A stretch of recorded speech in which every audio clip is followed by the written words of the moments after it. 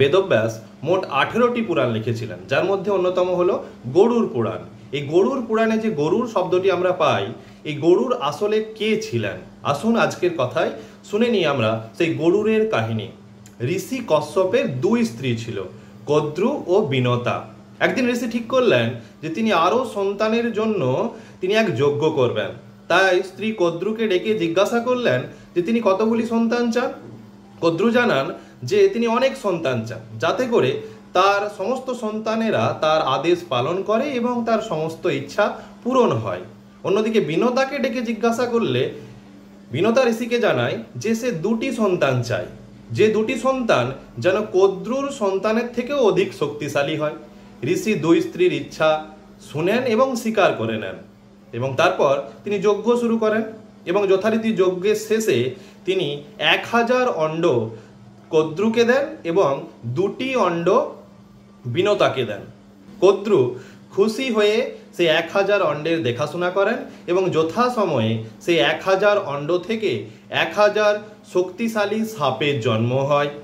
অন্যদিকে বিনতা ধৈর্য হারিয়ে একটি অণ্ডকে ভেঙে দেখতে গিয়ে যান যে ওই অণ্ডের মধ্যে কি আছে, এবং সেই অণ্ড থেকে একটি পুত্র সন্তানের জন্ম হয়, যার পুরো শরীর তখনও গঠনই হয়নি। শরীরের উপরের অংশ গঠন হয়েছিল, কিন্তু শরীরের নিচের অংশ তখনও মাংসপিণ্ড ছিল। সেই পুত্রের নাম ছিল অরুণ। অরুণ বাবার কথা না শোনায় মা বিনতার প্রতি রেগে যায় এবং তাকে শাপ দেয় যে সে পরবর্তী ক্ষেত্রে দাসীতে পরিণত হবে। তাই যথা সময়ে বিনতা কদ্রুর সেবিকা হয়ে যান। কিছু মাস পর দ্বিতীয় অণ্ড থেকে গরুড়ের জন্ম হয়, যার মুখ, মাথা এবং ঠোঁট চিলের মতো এবং বাকি অংশ মানুষের শরীরের মতো। এই গরুড় তার মা বিনতাকে খুব ভালোবাসে। তার ইচ্ছা যে সে তার মাকে এই দাসত্ব থেকে মুক্তি করবে। তাই সে কদ্রু ও তার সন্তানদের কাছে গিয়ে বলে যে সে কি করলে তারা তার মাকে দাসত্ব থেকে মুক্তি দেবে।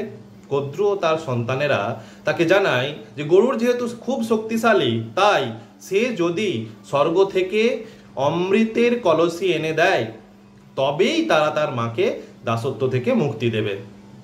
গরুড় মাকে খুব ভালোবাসে, তাই সে কলসি আনার উদ্দেশ্যে স্বর্গের দিকে যাত্রা করেন এবং স্বর্গে পৌঁছে কলসি আনতে গেলে দেবতাদের সঙ্গে তার ভীষণ যুদ্ধ হয়, কিন্তু সে যুদ্ধে জয়ী হয় এবং অমৃতের কলসি নিয়ে পৃথিবীর দিকে রওনা দেন। এদিকে দেবতারা ভয়ে বিষ্ণুর কাছে যায় এবং ভগবান বিষ্ণুকে বলে যে অমৃতের কলসি নিয়ে গরুড় পৃথিবীর দিকে রওনা দিয়েছে, আপনি কিছু করুন। তখন বিষ্ণু দেবতাদের কথা শুনে গরুড়ের সামনে হঠাৎ করে প্রকট হন এবং গরুড়ের সঙ্গে ভগবান বিষ্ণুর ভয়ঙ্কর যুদ্ধ হয়। কিন্তু এই যুদ্ধে কেউই পরাজিত হচ্ছিল না, যুদ্ধ যেন সমানে সমানে চলছিল। হঠাৎ ভগবান বিষ্ণু লক্ষ্য করে যে গরুড় অমৃতের কলসি থেকে এতটুকু অমৃত নিজে স্পর্শ করেনি বা নিজে খেয়েও দেখেনি। তাই কৌতূহল বশত ভগবান বিষ্ণু গরুড়কে জিজ্ঞাসা করে সে চুরি করে কেন এই অমৃতের কলসি স্বর্গ থেকে পৃথিবীতে নিয়ে যাচ্ছে। তখন গরুড় ভগবান বিষ্ণুকে জানায় যে সে চায় তার মায়ের দাসত্বের মুক্তি, তাই সে এই অমৃতের কলসি নিয়ে গিয়ে কদ্রু ও তার সন্তানদের হাতে দেবে এবং শর্ত অনুযায়ী তারাও তার মাকে মুক্তি দেবে। ভগবান বিষ্ণু গরুড়কে বলেন যে ঠিক আছে, তুমি কলসি নিয়ে যেতে পারো, কিন্তু একটা শর্ত রয়েছে। এই কলসি তোমাকে দেওয়ার পর তুমি চিরকালের জন্য আমার বাহন হয়ে থেকে যাবে। গরুড় তার মাকে খুব ভালোবাসতো, তাই সে ভগবান বিষ্ণুর সেই শর্তও মেনে নেয় এবং ভগবান বিষ্ণু তাকে অমৃতের কলসি নিয়ে পৃথিবীতে যেতে দেয়।